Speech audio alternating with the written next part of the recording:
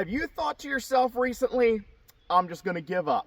Well, you're in luck, because today we're talking about minivans. Specifically, this 2013 Dodge Caravan, and we're going to decide if it's a buy or if it's a bust. That's right, this Caravan has over 150,000 miles on it, which is not a lot, but it is about right in line for what you would find on a 2013. Pretty much average right there. So this is going to be a common one if you're looking for a used vehicle. This is basically going to be what you're looking for. So we are going to take a walk around, interior, exterior, engine, all the mechanical components, try to hit at least as many of the common problems, reliability issues, and the good, and then of course the bad, that this has to offer. Now, we always start these videos off taking a walk around the outside, and I generally forget to talk about styling, and it's kind of my fault. I need to get better about that, but these ones I can't ignore, because as a minivan goes, I've always thought these were pretty good looking minivans. I feel like Dodge did a good job. Dodge has a lot of misses in the style department, in my opinion, but this minivan, I actually think they did a really nice job on. It is still not going to win like any cool awards, but it is pretty good looking. Paint has worn well on it, no real issues, and white is typically, you know, the paint color you'll see peeling on a lot of different manufacturers. But this one shines really nice. Now, it's a little bit newer than some of the cars we do, but it does sit outside. Now, rust is one of those things that we always have to talk about because we are in the Northeast, and I do notice, if you look inside the wheel wells down here, that we have some rust starting. Now, I don't know what it looks like underneath these rocker guards, so that's, you know, a kind of a mystery there, but definitely, if you're somewhere that they use salt, get underneath, look at it, see what the rust situation is like. You're no doubt going to have some surface rust, but make sure there's nothing catastrophic that would make it unsafe to drive. Honestly, I'm impressed with everything else on it. Like I said, paint wore well, the black plastic, all that stuff is actually held up really nicely. It's not terribly faded.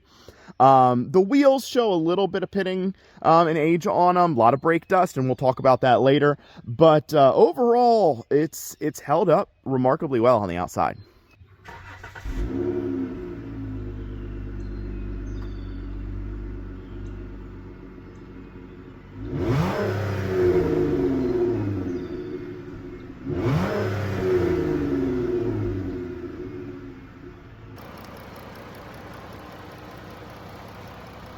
Now, under the hood here, we got the 3.6 liter V6 that Chrysler has used forever.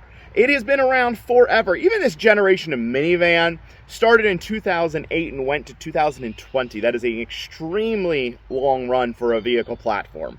But the 3.6 has gone through some changes. This 2013 has been rock solid so far. Some of the earlier generations, I think they had some issues with cams and different stuff, but this one's been good. It has gotten regular oil changes its whole life. I'm sure that helps. There is a few things we need to talk about, though. The number one is the oil filter housing. Every oil shop, every dealership, they can't make them fast enough, because the oil filter housing, it goes on that side of the engine over there. It gets over torqued and cracks and then leaks oil like a sieve. So it is definitely one of the things you want to look out for. It's going to be common. If it's leaking oil, that's your most likely spot. This one does not leak any oil, hasn't had that issue yet, thankfully, but it's all about kind of how gentle you are on it, and it's just a poor design, really, is the problem with it. I have seen some issues with the fuse box causing problems from getting too much water in there. If you don't pressure wash your engine all the time or drive through some deep water, it's probably okay, but you would probably want to pop this guy open and look to see if there's any corrosion inside there if you're looking at a used one.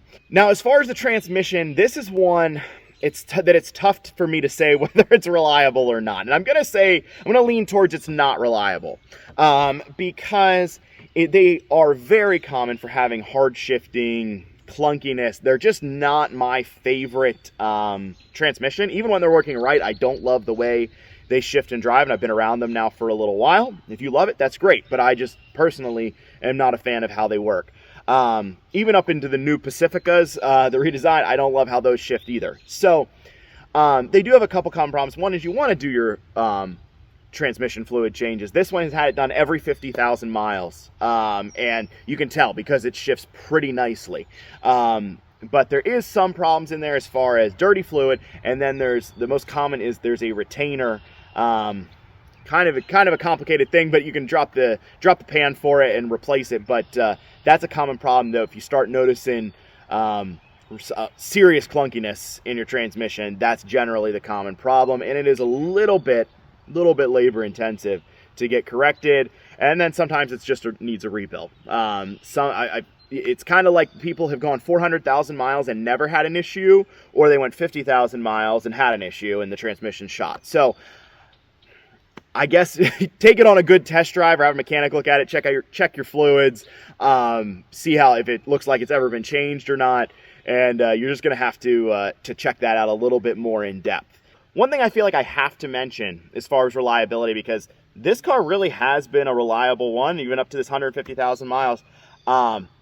It has towed a lot of trailers, not terribly heavy ones, but like an 14, 15 foot enclosed trailer.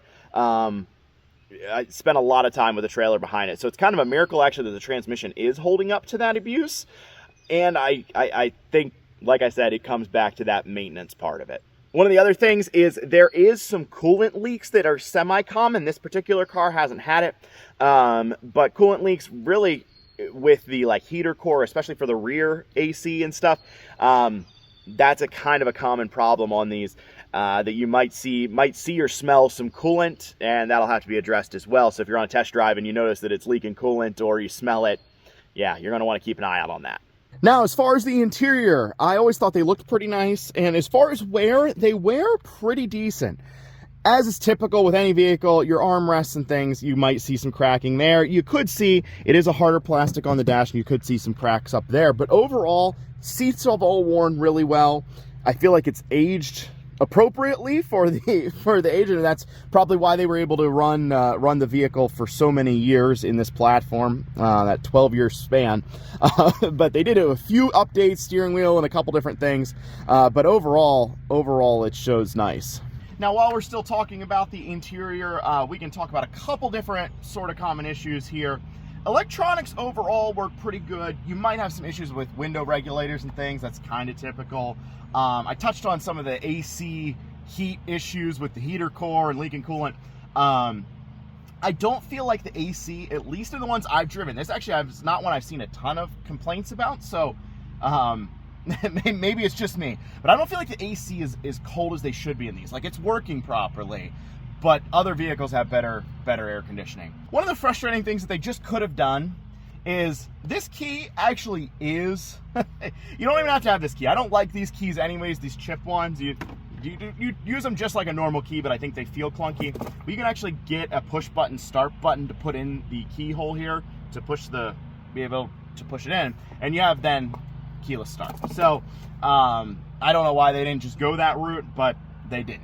The other thing, and this vehicle doesn't have it, is the original Uconnect system that they had in these from this age is terrible. To hook up a Bluetooth phone or play music or anything like that is near impossible. You got to do it through your voice. It's terrible.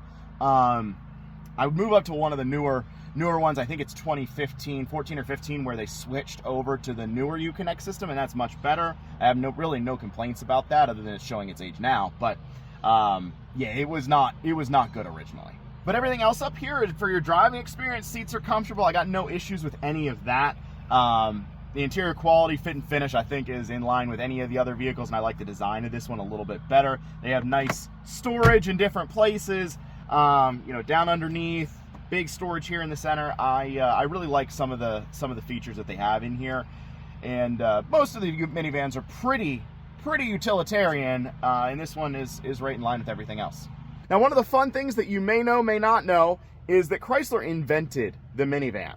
So none of this would have been here without Chrysler inventing it. So everything's kind of a copy on them. Now, people have come along, lots of manufacturers have made really good minivans, and some not so good.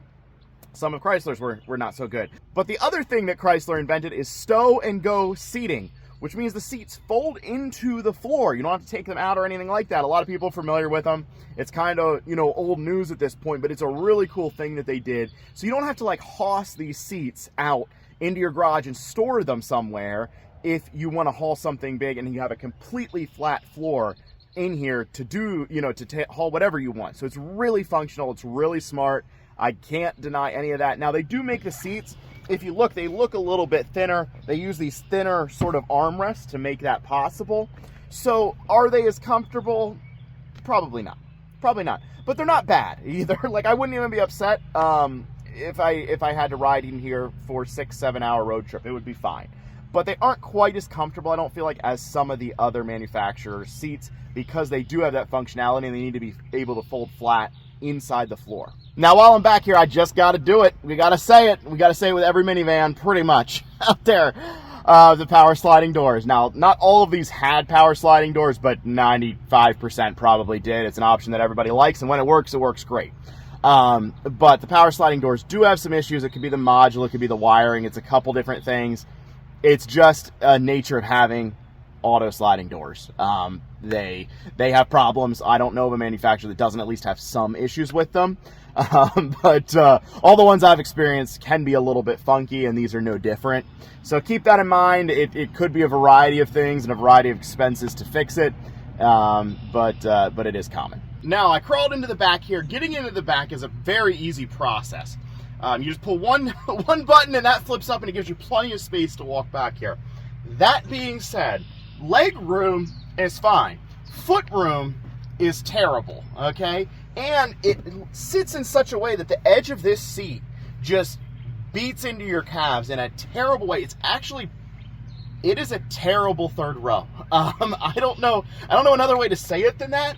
I haven't been in one in the back row of one of these in a long time, but this is not comfortable at all. It sits you like, it leans you to give you a little bit more of that leg room, I think, but it is not a comfortable seat. I don't know of any other adjustments. If there is, somebody let me know, but I have not found one yet. So not my favorite third row. Second row is fine. Third row, this would be for the little kids. We are now going on my favorite part of the review, and that is the drive, because minivans, I mean, who wouldn't want to drive a minivan? I got my mirror down up top there so I can check on all the kids, which I actually love that feature. I know some of them have cameras now. I think the mirror is just fine and just as good. Now, as we're going up this hill, I feel the transmission doing shifts, and I'm not saying it's not a problem. Yeah, going... All right. But going up the hill, it is not a problem. I don't think there's anything internally wrong with this transmission whatsoever. They did it from new because the new ones still do it, and it is just the worst shifting transmission. It is the oddest shifts. It revs up. It is just odd. It rolls back like it doesn't keep, like as I was sitting there to pull out, it's on a hill, and it doesn't keep like that tension, you know, where your car's kind of wanting to go forward. Now, any car will roll back a little bit. This is like the thing drops in neutral and you roll back down the hill. It is just an odd transmission. I don't know another way to say it, and every single one of these that I've driven, and I've driven a lot, are like that. If you can live with it, that's great. And the shame is that I actually like the way these drive other than that. But obviously transmission shifting is such a big part of the driving experience that it's a little bit tough. As far as other issues, I feel a little bit of clunkiness in the suspension. Not terribly common, but Dodge has never been known for having like the best bushings and tie rods and things like that, and ball joints. They always kind of wear out, and I feel a little bit of that, a little bit of a clunk, but nothing that's terribly concerning of a vehicle of this age. You're just going to have to replace stuff on older vehicles. That's every single one. What is uncommon, though, it's a common maintenance item, but not common as often as this one is brakes. These vans are notorious for running through brake pads and brake rotors. Pulsation, warped rotors, just absolutely destroying the pads. All of that is extremely common. It's probably the number one. I would consider that to be the number one problem with these. And there's not a whole lot you can do about it. They did improve it, I think, in 2015 when they put a different caliper and piston and stuff in, but it still has some of the same problems. The engine itself I actually like. It has 283 horsepower, which is actually nuts for a minivan. Like, you don't need that much, and I don't think this transmission can take it. I mean, I just don't think it can. But it does get 23 miles to the gallon. Like, it's a solid power plant. Well, not power plant, just engine. The engine is good. Otherwise, out on the highway when you're actually driving, things like that, I really like them. They run along really nicely. I got no complaints on that. The steering, all of those things seems to work pretty good. The brakes feel fine as long as you haven't, run through your pads and warped your rotors yet. So, yeah, it's a tough one. It's a tough one on some of those things. Now that we're back from the road test, it's time for the rubber to really meet the road, and that is deciding whether or not this is a buy or if it's a bust. It's really confusing, and I know I've said that a few times because I think so much of this is maintenance related issues. Some cars just break down, but sometimes it really is a maintenance issue. And this car has not experienced, other than the brakes, this one has gone through brakes just like all of them do, just a common issue. But none of the other problems this one has had. It's had just regular maintenance, brakes, tires, oil changes, tranny fluid change, and it's been kept up with really well. But what do I do when other cars don't require quite so much meticulous maintenance to reach the same mileage? The price on these now is somewhere around like $7,000. It depends where you are in the country a little bit. We're, like I said, in the Northeast. And that's about what it would sort of run, is about $7,000. And you could get one with higher mileage and pay a little less, or get a really clean, one with lower mileage and maybe pay a little bit more, but that's probably a pretty good average. And the issue is it just requires more maintenance and care than some of the other options out there. And this isn't a comparison video, but I recently reviewed a Toyota Sienna that was older, much older, and I think it would be a better fit actually for a lot of people, and it's cheaper. So I think I have to declare this a bust, but you still would likely be okay if you owned one and took care of it. But I think the off chance if you're buying a used high mileage one, I think I have to just say that it's a bust, because I don't know, you're not going to know how it's been taken care of. And you might run into a lot of problems if you're not careful or handy. So let me know your thoughts down below. I want to know what problems you've had if you have this car, if you've loved it, hated it, what your thoughts are. I really wanted to give it the buy stamp, but honestly, it's probably the biggest thing is that brake wear and the daily living with that transmission. I personally couldn't do, and I really couldn't recommend that somebody else does either. So thank you so much for watching. Love to hear your thoughts. Have a great day.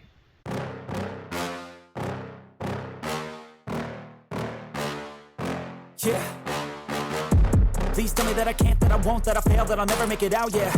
Please tell me all the bad, never good, fill my head full of every single doubt, yeah. Please say any negative thoughts, I pop off when I hear people say I cannot. I get off to the thought of proving everyone wrong, I won't stop to the top, so you better back